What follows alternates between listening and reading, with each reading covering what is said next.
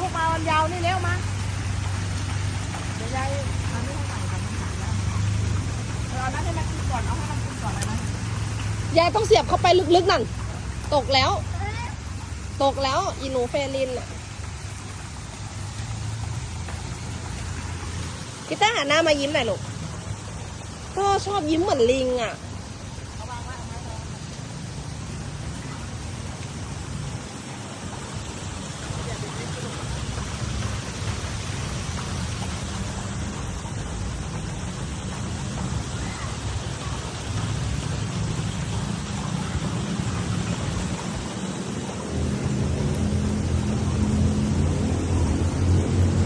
เฟลินป้อนมันได้แล้วยายเก่งไหมเฟลินเราใส่ปากมันได้แล้ว